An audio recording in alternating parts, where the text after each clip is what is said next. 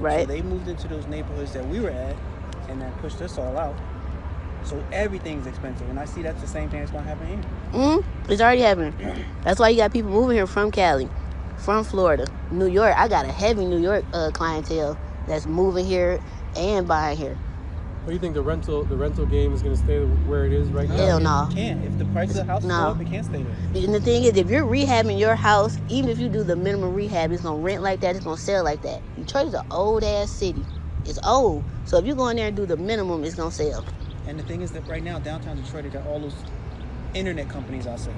Yeah. That's what's making a big difference. Where people can come in, they can get on some kind of public transportation, not pay attention when they're going, just get in there. Now that's another problem. Public transportation, I don't know if we're ever gonna get there. We're the Motor City. Everybody got a car here. Our bus systems is great, but to get like mass transit here, that's why we lost that Amazon bid, because we don't have a good mass transit system. I was wondering about that's that. why we lost it. This would be a good hub for it. Yeah, but on the plus side, I don't know. Things go up too fast. True, but I don't know if we'll ever. I think we might get it eventually, but I don't really know how mass transit would do it. Everybody got a car. Yeah. Like everybody, high school kids got sweet ass cars. Yeah. I mean, we the Motor City. Who don't have a car? If you don't have a car, it's by circumstance because you just honestly can't afford the insurance and the car payment that come with it, or you just like taking a damn bus. So we got a good bus system. Yep. But I'm doing a seminar in Orlando. Y'all should come. Yeah, I'm trying. Yeah. I'm trying to come out. Definitely gonna be there. It's 27th of July.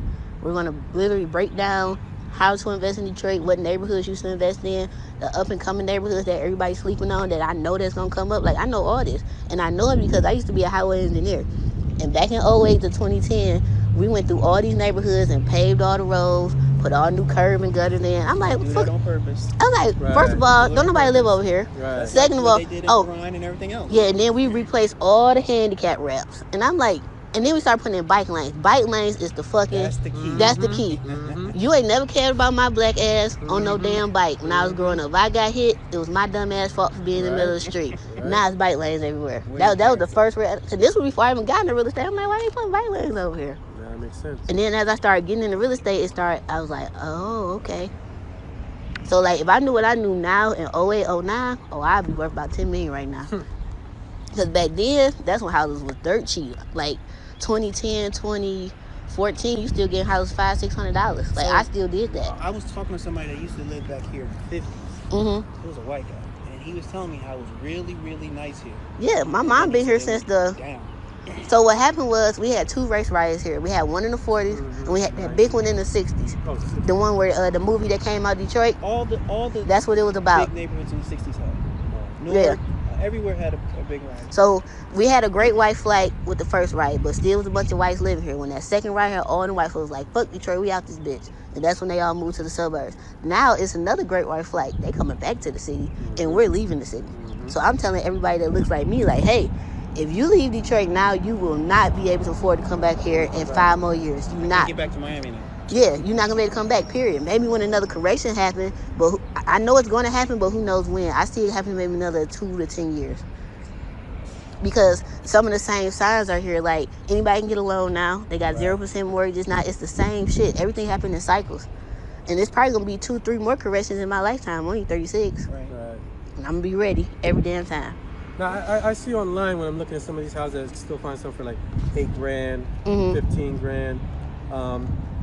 Like one of the areas I was looking at was the 48215 zip code. That's a good one. That's the Jefferson Chalmers. If you go down Jefferson Chalmers, that's gonna take you right to the Detroit River. That's a very slept-on area. Island View, and then Village. That's where the plant coming. Right. And that's where I live in West Village, so I've been seeing what's coming over there for years. Okay, I live on one block, right? The next block over, it was a Section 8 building for years. All of a sudden, they kicked them niggas out. Then across the street, they turned this old school into $500,000 condos. They starting at $250 and the penthouse going for $700,000. This is on my street, so you know what that's gonna do to my. The one where it's a woman that bought it or something like that. It's I don't know all that. It's called St. Charles Place. It's on the corner. Yeah, so the Section 8 one is on the corner. Then across the street and down the middle of the street is the school, and then they're building on the lot next to it. So this is my property value is about to go through the roof. I'm already by the water. That plant is going to make the schools. Oh hell yes, it's going to have to. Well, the plant is also going to bring the people in their late 20s to early 30s looking for a good job. Yeah. And then starting their own family, they don't have time to rehab a house or don't know how. Yep. They're gonna be looking at buy. I feel it already. Him, it's I've coming. been in the automotive. He was a master mechanic for many years Oh, until he cool. started driving truck. I've been mechanic and automotive collision for years. So I was like, damn, you know, if the plant is gonna pay like a shitload of money, Yep. I'll come up here and I'll work here, so that way I can. You should drive for the plants. Cause they need trucks every day. I told them they used to call If you me own about, your own truck, yeah, they used to so you call straight. me. You could be a supplier deliverer. They wanted me to bring the frames from here to Buffalo and back. Yeah. I told that's what it was for. They always looking for truck drivers because the I price. just don't want to go anywhere from my house. I want to go like. The only reason why I'm here is because of the game. I hear you. But we got all the big plants here. You got the Ford big plant downriver. That ain't far from here. You got the Chrysler plant, J-Nap. You got two right in the heart of Metro Detroit. One on 8 Mile and Mile in Warren. That's where they make the Dodge Ram at and shipping it across the world. And then J-Nap was the Jefferson North plant. That's on Jefferson and Connor. I think they make the Ram, Cherokee, and all the other shit. You getting ready to go to work? Yeah, I gotta go. You gonna work? That's what she did. Technically, I mean, I work. What you trying to say? Because I know how it is. I got my own business too. You sound like my mama. You sound like my family. You don't work. I was like, I feel disrespected. Y'all don't call my sister doing the day. Everybody calls me like, and they say like, "Oh, are you home?" I'm like, "I'm home probably more than you are." Yeah, like I'm working. Mom like, you don't work. I was like, I feel some type of disrespect, some type of negative. But I am about to stop. But I need to find a Kinko's or something, or not Kinko's, FedEx, because I gotta get this laminate and stick it in the window. Because I ain't trying to drive all the way back down here just to put this in the window. And I owe some subs some money. They gonna want to get paid. And I gotta go to the bank and deposit this check so I can buy this house next week. You on a roll, boy. Yeah. So we want to look at this one that you're going to do right now. All right, we can go. It's not far from here. It's like 5 minutes. And you got a lot of other stuff to do though too. Yeah, so y'all should go get something to eat. Then we can meet up for dinner or something later. Okay, that works. But you vegan, right? Like, you full vegan? No, but I don't eat like any meat other than fish. Yeah, me neither. I eat a fish. Yeah. Oh, both y'all. So y'all like pescatarians? Yeah. Okay.